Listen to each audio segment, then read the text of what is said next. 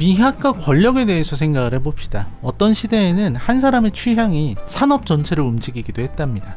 그 사람이 왜 그걸 아름답다고 판단하는지에 대해서 그 누구도 근거를 요구할 수가 없었던 그런 시대가 있었습니다. 마치 왕 같은 거죠. 왕은 자기가 좋아하는 화가에게 작업을 맡기고요. 미술관의 관장은 자신이 사랑하는 작품들을 전시하고, 패션 잡지의 편집장은요, 자신의 직감으로 다음 시즌의 색을 결정했습니다. 거기에는 어떤 데이터도 없고 어떤 통계도 없고 어떤 시장 조사도 개입할 자리가 없었죠. 한 사람의 미감이 곧 다음 시대의 풍경이 되는 그런 어떤 자의적이고 변덕스럽고 또 한편으로는 우아하다고 볼 수 있는 이 권력적인 풍경이 있죠. 저는 이거를 미학적인 권력이다 이렇게 부르고 싶습니다. 그런 건 위험하죠. 그런 권력은 위험합니다. 왜냐면 자의적이기 때문에 굉장히 부당할 수 있고요. 변덕스럽기 때문에 잔인해질 수 있어요. 그리고 무엇보다도 거기에 종속된 이들은 떠나갈 수가 없습니다. 빠져나갈 길이 없어요. 왜냐면 미감의 권력자에게는 이유를 물을 수가 없기 때문에 그래요.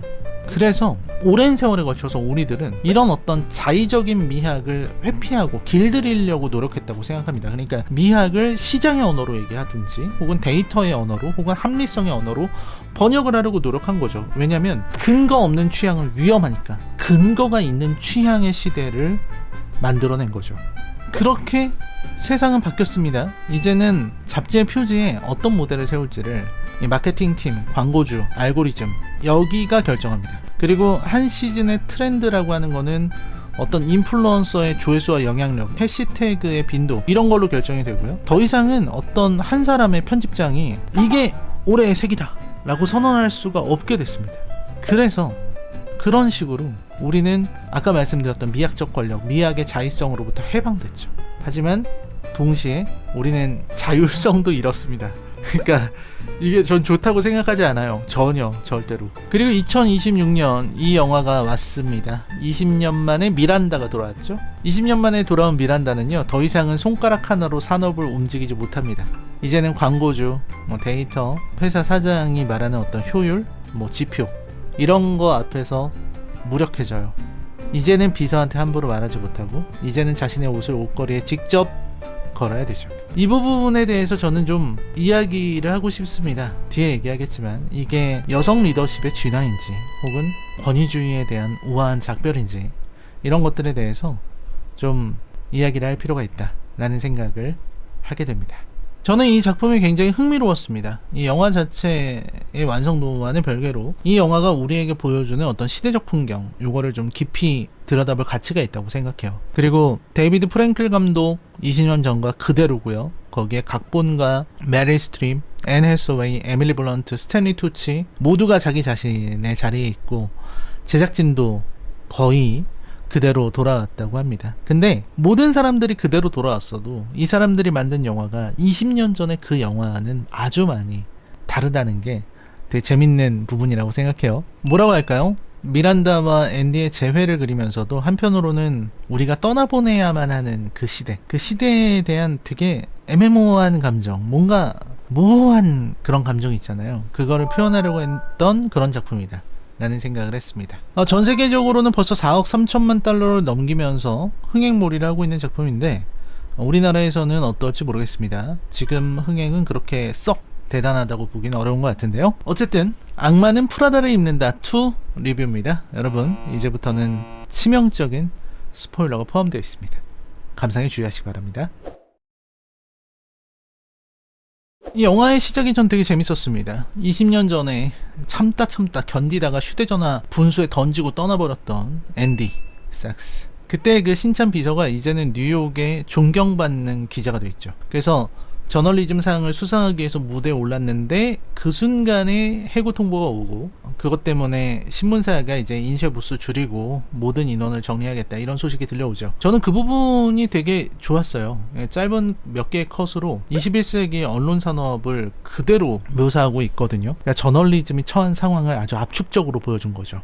그러니까 권위를 인정받는 순간이었잖아요. 상을 받는 순간이. 거기에서 권위가 박탈되는 풍경을 보여주는 거죠. 이 영화가 설명하지 않고 보여주는 게 바로 이겁니다. 기자라는 직업이 지금 어떤 무게를 갖고 있느냐 이거를 굉장히 신랄하게 표현했다라고 저는 생각해요. 그리고 저는 이 작품, 이 부분이 영화 전체를 표현한다라고 생각해요. 그러니까 악마는 프라다를 입는다 1편이 패션의 표면 너머에 있는 권력을 폭로하는 영화였다면 2편은 권력이 빠져나간 자리에 남아있는 사람들의 이야기로 시작을 하는 거죠. 그래서 앤디는 20년간 쌓아온 모든 것이 무너지는 풍경 안에서 우리는 미란다를 바라보게 됩니다. 그리고 미란다의 런웨이도 위기에 빠져 있는 거죠. 런웨이에 대한 폭로가 있었고 위기가 찾아오죠. 근데 여기서 되게 재밌어요. 만약에 이게 악마는 프라다를 입는데 1편이었으면 어떻게 했을까요? 미란다가 어떻게 했을 것 같습니까? 아마 전화 한 통화로 끝냈을 거예요. 전화 한 통화로 그 폭로한 매체에 압박 한번 넣고 끝나겠죠. 아니면 자기가 뭔가 한 가지 결단을 해서 새로운 화제를 만들어서 화제로 눌러버리고 끝냈을 겁니다. 그게 미란다가 갖고 있는 권력이에요. 근데 2편에서의 미란다는 그게 안 되죠. 왜냐? 광고주 눈치 봐야 되죠. 회장 지시 받아야 되죠. 인사팀의 규정을 지켜야 되죠. 그러니까 더 이상은 자신이 회사의 절대 군주가 아니게 됐어요. 권력을 모두 빼앗긴 이빨 빠진 호랑이의 모습이 된 거죠. 그리고 이제 앤디와 미란다가 만납니다. 앤디와 미란다 하면은 사실 그 푸른색 스웨터 한 벌, 세놀리안 블루 요 생각이 저절로 나게 되는데 그때 보여줬던 미란다의 권력과 그때의 선택 이런 것들은 지금의 미란다에게 없는 거죠. 그래서 미란다 역시 이제 사무실에서 일어나는 일들 이런 것들을 되게 차분하게 영화가 보여줘요. 그러니까 어떤 미감을 가지고 있거든요. 미감은 충분히 있습니다. 근데 그 미감이 더 이상은 권력이 되지 못하는 그런 모습들을 정말 재밌게 보여줬다고 생각해요. 이제는 근거가 필요한 시대거든요. 미감이라든지 어떤 영감, 뭔가 끌리는 그런 기분 이런 것들로는 아무것도 설명할 수가 없습니다. 그래서 영화가 이제 모순을 드러내기 시작하는 거죠. 표면적으로는 이제 미란다의 인간화 이런 것들을 긍정적으로 그리는 것처럼 보입니다. 그래서 직원 이름을 외우기도 하고 자기 비서한테 모욕적으로 말을 못하게 되고 그리고 결국은 뭔가 다정한 모습을 보이기도 하고 이런 것들이죠. 그런데 이 영화가 보여주는 거는 우리 미란다가 변했어요, 우리 아이가 달라졌어요 이런 게 아니고 미란다가 잃어버린 권력이라고 하는 거는 시대였다는 걸 얘기하고 있어요. 미란다가 권력을 누릴 수 있었던 그 시대, 자신의 미적 감각을 예술이 아니라 권력으로 만들 수 있었던 시대. 근데 그 시대가 무너지는 것을 영화가 보여주면서도 그거를 비극이라고 부르지 않으려고 하는 거죠. 그 부분이 저는 가장 흥미로운 지점이라고 생각해요. 보세요. 이 작품에서는 미란다에게 남편이 있습니다. 굉장히 놀랍죠. 왜냐면 1편에서는 두 번째 남편하고의 이혼 위기 때문에 처음으로 인간적인 면모를 보이거든요. 그래서 악마가 아니구나 요걸 드러낸 부분이었어요. 근데 2편 후에는 세 번째 결혼을 했습니다. 그리고 굉장히 행복한 결혼이죠. 그리고 새 남편은 바이올린 하는 사람이죠. 스튜어트라는 이름이고 케네스 브래너가 연기했습니다. 이게 왜 재밌냐면 스튜어트 캐릭터가 미란다가 살면서 사랑을 갖게 됐는데 그게 자기 일에 종속되지 않은 첫 번째 사람이었다라는 거죠.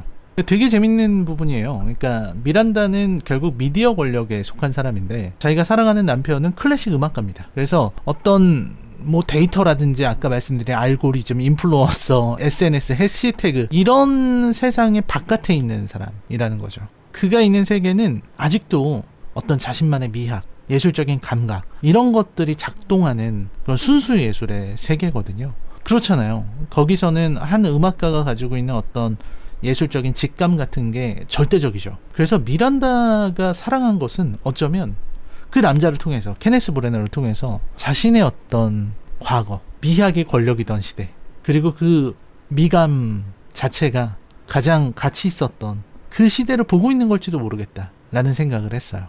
그리고 미란다의 인간화에 대해서 많은 분들이 이제 긍정적으로 평가를 하죠. 그러니까 미란다가 마침내 악마의 옷을 벗고 인간이 되었다 이렇게 평가를 하는 건데 저도 그 해석이 다 맞다고 생각해요. 뭐 틀렸다 이렇게 생각하진 않지만 근데 의문이 생겨요. 미란다가 인간화가 된 건 맞아요. 근데 그게 미란다가 선택해서 인간화가 된 것이냐 아니면 인간화가 될 수밖에 없는 시대를 살게 돼서 인간화가 되었느냐 이 부분에 대한 질문입니다. 그러니까 이런 장면이 있어요. 영화를 보면 미란다가 비서한테 자기 일정을 한 번 더 알려달라고 요청을 합니다. 이게 1편에서는 절대 있을 수가 없는 일이에요. 왜냐면 1편의 미란다는 자기 일정을 비서한테 알려달라고 요청하는 사람이 아니라 비서가 자기 일정을 챙기지 못하면 분노를 표출하는 사람이에요. 지금 뭐 하는 거지?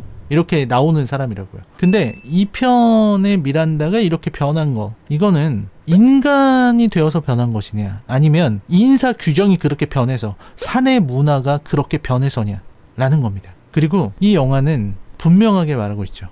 인사팀에 접수된 항의 때문에 더 이상 1편의 방식으로 할 수가 없는 거예요. 그러니까 자기가 선택한 게 아니라 시대가 미란다를 강제로 인간으로 만들고 있다는 겁니다. 그래서 저는 이 장면에서 메릴 스트립의 연기가 아주 미쳤다는 생각이 들었어요. 왜냐면 여기서 저만 그렇게 봤는지 모르겠는데 되게 의도한 것처럼 어떤 떨림 같은 걸 연기를 하더라고요. 그러니까 한순간에 그 자신의 일정을 물어보려는 순간에 약간의 머뭇거림, 시선의 흔들림, 그게 뭐라고 할까요? 시대에 의해서 강제로 인간이 되어야만 하는 악마가 느끼는 어떤 감정, 이런 거를 압축해서 보여주는 것 같아서 아, 정말 메릴 스트립은 대단하다 라는 생각을 했습니다. 자, 그리고 이 영화의 결정적인 전환은 중반에 일어나는 어부의 죽음이죠. 회장의 죽음입니다. 그리고 나서 어부의 아들이 런웨이를 손에 쥐는 장면, 요건데 전 되게 좋아하는 부분이에요. 왜냐면 이 여기서 나오는 아들이라고 해야 되나, 제이 레비치라는 이름이래요. BJ 노박이 연기했습니다. 근데 이 인물이 되게 제가 볼 때 아주 정교한 거예요. 그러니까 패션에 대한 어떤 감각도 없는 사람. 그래서 런웨이 사람들이 막 욕하잖아요. 막 나타나기만 하면 어우 저거 봐 막 이러면서 끔찍한 어떤 다른 세계 사람 보듯이 그렇게 보는 장면들이 되게 재밌고, 그리고 자기 자신은 그 사실조차 몰라요. 자기가 어떤 평가를 받는지도 전혀 모르고, 그리고 이 사람이 가지고 있는 거는 비용 절감, 효율, 이런 언어에만 사로잡혀 있는 그런 사람이죠. 그게 옷이랑 자신이 하고 다니는 모든 것에서 드러나는 거죠. 그리고 저는 이 캐릭터의 등장 자체가 이 영화의 진짜 주제를 드러낸다고 생각해요. 그러니까 제이가 회장 자리에 올라서 가장 먼저 한 일이 뭐냐면 런웨이의 운영 비용을 데이터로 검토하는 겁니다. 그리고 묻는 거죠. 이 인쇄판을 계속 찍어야 될 이유가 있을까? 광고 효율이 가장 높은 콘텐츠는 뭘까? 인플루언서들은 클릭당 비용이 얼마일까? 이런 숫자, 데이터를 검토합니다. 그러니까 한 사람의 미감이 결정하던 영역이었는데 이제는 어떤 한 사람이 만드는 엑셀 파일, 스프레드시트가 결정하는 거죠. 그리고 이게 무능이라고 볼 수가 없어요. 이 후계자가 무능한 건가요? 이 사람을 무능하다고 말할 수 없다고 생각해요. 그냥 이건 시대가 변한 거다. 변해버린 시대 앞에서 미란다는 강제로 변한 것을 강요받았어요. 거기에다가 벤지가 나옵니다. 벤지 캐릭터 진짜 재밌잖아요. 저는 보면서 야, 어떻게 이런 졸부를 이런 식으로까지 표현할 수 있을까라는 생각을 했는데, 저스틴 서록스가 연기를 했는데 이 벤지가 런웨이를 인수하잖아요. 그리고 잡지 운영을 어떻게 할 거냐, AI에 맡기려고 하는 거죠. 패션의 미래에 대한 아주 단순한 생각으로 접근하려고 합니다. 그래서 여기서 이제 충돌의 구도가 나오는 거예요. 한쪽에는 미란다, 앤디, 나이젤, 이런 인물들이 있죠. 이 인물들은 자신의 자리를 지키는 사람들, 그리고 다른 쪽에는 이제 제이 레비치, 벤지 반스, 이런 자본의 동맹들, 데이터를 중시하는 사람들. 그래서 이 작품의 어떤 충돌은 그 두 진영 간의 대립이다, 이렇게 말씀드릴 수 있는 거죠. 그리고 여기에서 이 작품의 제일 중요한 에밀리 찰튼이 등장합니다. 저는 이 영화에서 에밀리 찰튼이 가장 일관된 인물이라고 생각해요. 일관된다라는 거는 뭐라고 할까요? 인물 자체가 변함이 없다, 한결같다, 이런 뜻은 아닌 것 같아요. 그 인물이 변화하는 방향이 그 인물의 본질과 정확히 일치했을 때 우리는 일관된다라는 말을 할 수 있어요. 에밀리가 그렇거든요. 그러니까 1편에서 에밀리가 미란다를 우러러 보잖아요. 그러면서 미란다가 곁에 있었던 그 런웨이의 자리를 굉장히 사랑했던 그런 인물이었죠. 근데 에밀리가 그렇게 우러러보고 사랑했던 것이 미란다라는 인간 그 자체였느냐, 아니면 미란다가 점유하고 있었던 그 권력이었느냐, 요게 영화에서는 되게 모호했는데 2편에서 그 답을 내줘요. 2편에서 에밀리가 원했던 건 미란다라는 사람이 아니었어요. 그냥 그 권력의 자리였죠. 20년 후에 에밀리를 보면 디올의 고위 임원이 돼 있죠. 이제 더 이상은 미란다 밑에서 부들부들거리는 그런 비서가 아니라 광고주의 위치에서 미란다를 압박할 수 있는 사람이 됐죠. 그래서 이 두 사람의 재회를 보면은 다정해 보이지만 여기 명백하게 위계관계, 권력관계가 깔려있죠. 그래서 1편의 미란다를 생각해보고 미란다가 에밀리한테 어떻게 했는지를 떠올려보면 어떻게 보면 좀 쾌감을 주는 그런 장면이거든요. 저도 그 카타르시스를 부정할 수가 없더라고요. 근데 영화는 거기서 더 갑니다. 왜냐면 자신의 새로운 애인 벤지를 통해서 런웨이를 인수하겠다 이런 계획을 세운 거죠. 그리고 저는 이게 마치 배신의 코드로 보이지만 저는 이게 바로 일관성이다 라고 생각을 했어요. 1편의 에밀리가 가장 바랬던 거는 미란다의 곁에 있는 거였어요. 왜냐? 권력에 가까우면 가까울수록 나의 권력도 커지니까. 그렇다면 지금 2편에서 가장 에밀리스러운 행보가 뭐냐? 미란다의 자리를 차지하는 거죠. 그래서 이게 저는 정말 너무 좋았다. 그러니까 1편의 자기 자신을 계속 이어오면서 2편에서 완수해버린 그런 인물이기 때문에 저는 에밀리가 참 좋은 캐릭터였다 라는 생각을 했습니다. 그리고 에밀리 블런트의 연기는 뭐 너무 훌륭하고요. 그리고 에밀리가 안고 있는 이런 어떤 고민, 이런 신경질적인 그런 태도, 이런 것들도 되게 잘 표현했습니다. 그래서 에밀리 블런트는 정말 좋은 배우다 라는 생각을 많이 했었죠. 영화는 결말로 갑니다. 굉장히 동화적이죠. 왜냐면 이 샤샤 반스, 벤지 반스의 전처인데 샤샤 반스가 결국은 런웨이를 구해준다라는 이야기입니다. 그리고 이게 보면은 미학의 승리처럼 보이잖아요. 저는 이 과정 자체는 좋았어요. 왜냐면 앤디의 기사가 런웨이를 구하는 거였고, 그리고 샤샤, 그 누구하고도 이렇게 인터뷰하지 않는 샤샤가 앤디와 런웨이하고만 인터뷰를 했던 이유는 앤디의 기사를 보고 감동했었던 거니까 이런 구도 자체는 전 되게 좋았다고 생각을 했어요. 그런데 뒤로 가면서 이 벤지의 야심이 좌절되고 미란다와 그 사람들이 자리를 지키게 되죠. 그리고 미란다는 앤디에게 자신에 대한 폭로의 책을 써도 된다라고 하면서 편집장 자리에 앉는 거죠. 저는 이 엔딩이 그렇게 막 싫진 않습니다. 그러니까 영화의 형식을 보면 굉장히 적절하거든요. 근데 좀 한 발짝 떨어져서 볼 필요가 있어요. 이러한 승리가 무엇을 의미하는가, 요거 좀 봐야 되는데, 이 영화의 결말에서 미란다는 이겼습니다. 승리했죠. 근데 미란다가 어떻게 이겼는지를 생각해 보자고요. 미란다의 방식이 정당화된 게 아닙니다. 미란다가 갖고 있는 이런 미적 감각이 다시 권력이 된 게 아니에요. 그냥 더 큰 자본가가 살려주기로, 보호해주기로 결정을 한 거예요. 왜냐면 샤샤라는 사람은 미란다의 미감에 막 공감하고 사랑하고 이래서 살려둔 게 아니고요. 앤디의 기사를 통해서 미란다라는 인물이 갖고 있는 그 서사, 그 이야기의 마음을 연 거예요. 그리고 그게 자신의 브랜드 가치를 높여줄 수 있다고 판단했기 때문에 런웨이를 살려두기로 한 거죠. 그러니까 미란다가 살아남은 거는 자신의 어떤 권력이라든지 자율적인 어떤 판단이라든지 선택, 이런 걸로 살아남은 게 아니라 그냥 자본의 마음에 들었기 때문에, 샤샤라고 하는 자본의 마음에 들었기 때문에 살아남은 사람이 됐어요. 어떻게 보면 굉장히 비참하죠. 이게 패배인지 승리인지에 대해서도 영화는 정확하게 답을 하지 않습니다. 어쩌면 이게 영화가 보여주는 지금 이 시대의 진실이다 라는 생각을 하게 됐습니다. 여기서 저는 칸트 얘기를 좀 해야 될 것 같은데, 칸트가 미적 판단의 본질을 뭐라고 했냐면 이해관계로부터 자유로운 만족이다 이렇게 얘기했어요. 그러니까 우리가 무언가를 아름답다고 판단하는 거는 그게 나에게 무슨 이익을 주는지와 무관하게 일어나는 것이다. 그리고 이제 브로드웨이는 이걸 권력이라고 얘기를 했거든요. 가장 정교한 권력의 형식이다. 그러니까 누가 뭔가를 아름답다라고 결정할 수 있느냐, 그리고 그 결정을 누가 받아들여야 하느냐, 이게 이 사회 안에서 미묘하게 분배되는 방식, 이게 권력의 형태라는 거죠. 그렇게 이 영화는 미란다가 가지고 있었던 권력과 그 모든 것을 해체해버렸어요. 미란다는 살아남았죠. 살아남기 위해서 이러했던 거, 그게 뭐냐면 자신의 미감이 권력이었던 그 시대 자체를 제물로 바친 겁니다. 이제 미란다는 다시는 그렇게 살 수 없어요.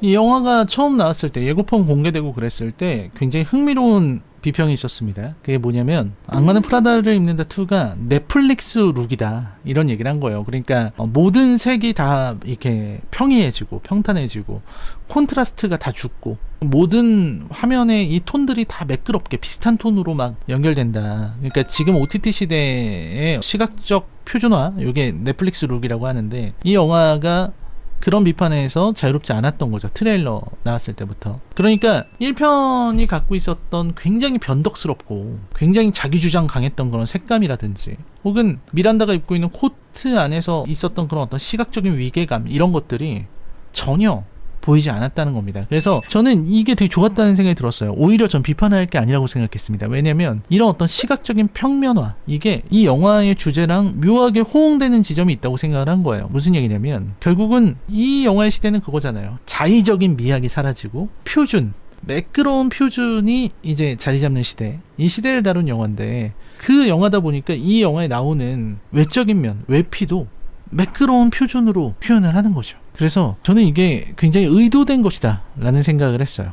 저는 레이디 가가도 마찬가지라고 생각했어요. 그러니까 런웨이라는 곡이 나오는데 이 패션 잡지의 권력이 레이디 가가 앞에서 굴복하는 그런 모습이어서, 아, 런웨이는 시대의 트렌드를 만드는 그런 영화가 아니구나, 런웨이가 시대의 트렌드를 따라가야만 하는 시대, 이걸 그린 영화구나 라는 생각을 굉장히 많이 했습니다. 어쩌면 이거는 정상화라고도 볼 수 있습니다. 미란다가 엄청난 권력을 누리고 있었던 시대가 비정상이고 이게 정상일 수 있죠. 그런데도 좀 저는 허전함을 느끼게 되죠. 우리는 이런 부분에서 좀 솔직해질 필요가 있다고 생각해요. 그러니까 우리는 이제 더 이상 미란다 같은 사람이 사라졌고, 그리고 미란다를 두려워할 필요도 없게 됐지만, 동시에 우리는 무엇을 이뤘냐면 이것이 아름다운 것이다 라고 자신의 권위로 선언하는 사람이 사라진 시대를 살고 있어요. 그러니까 모든 어떤 미감, 미학적인 이런 모든 것들, 이런 것들이 알고리즘의 동의를 얻어야 되고 데이터로 정당화돼야 되는 그런 시대에 살고 있어요. 그래서 뭔가 허전한 거죠. 자의적으로 생각하는 아름다움이라는 거는 근거 없다 라는 추궁을 받아야만 되는 그런 시대. 악마는 프라다를 입는다. 여러분, 악마는 더 이상 프라다를 입지 않습니다. 정확하게 말하면 악마가 무슨 옷을 입든 간에 우리를 흔들 수가 없어요. 이게 뭔지를 이 영화가 말하지 않는 게 저는 참 한계라고 생각합니다. 그러니까 이 영화가 대단한 수작이 될 수 없는 이유, 제가 이 영화를 좋아하면서도 수작이라고 말할 수 없는 이유는 이 모호함에 대한 단정을 끝내 짓지 못했다라는 겁니다. 이게 승리인지 패배인지. 뭐 연기에 대해서는 더 이상 뭐 말씀드릴 필요가 없을 것 같습니다. 배우들 연기 좋다는 얘기 앞에서 다 했기 때문에. 이야기 구조도 전 좋았다라는 생각을 했습니다. 그러나 이게 1편이 보여준 충격을 다시 한번 가져올 수 있느냐? 이렇게 묻는다면 저는 아니라고 말할 것 같아요. 1편은 시대의 발견이었고요, 2편은 그 시대가 작별하는 이야기입니다. 그래서 작별이라고 하는 거는 발견만큼 충격을 줄 수 없거든요. 그리고 결말이 너무나 동화적이에요. 그리고 샤사라고 하는 구원자의 등장, 이게 너무 매끄럽고 구원도 너무 깔끔합니다. 그래서 이 영화에 좋은 평점을 줄 수 없는 이유이기도 한 거죠. 자, 악마는 프라다를 입는다에 대한 제 평점은 10점 만점에 6점입니다. 1편이 보여줬던 충격을 그대로 보여주지 못했고 여러 가지 아쉬운 부분이 있었지만 이 모호함 자체가 저는 미덕이라고 생각해요. 그걸 통해서 우리가 이렇게 다시 한번 생각해 보게 되고, 미란다가 잃은 것, 우리가 잃은 것, 이런 부분에 대해서 다시 한번 떠올리게 만든다는 점에서 저는 충분히 7점도 받을 수 있는 수작이지 않나 라는 생각을 해봤는데, 계속 생각할수록 7점은 좀 과하다라는 생각을 저는 하게 된 것 같습니다. 제 기준에서는 수작이라고 부르기엔 좀 아까운, 하지만 충분히 재밌고 좋아할 수 있는 그런 작품이라고 생각을 합니다. 자, 한 시대가 저물고 다른 시대가 도착하는 그 풍경을 2시간 동안 아주 우아한 코미디를 통해서 바라보게 된다는 거, 그것만으로도 영화관을 찾을 충분한 이유가 된다라고 저는 말씀드리고 싶습니다. 네, 라이너의 컬처 쇼크 영화 리뷰는 계속됩니다. 여러분 시청해주셔서 감사합니다.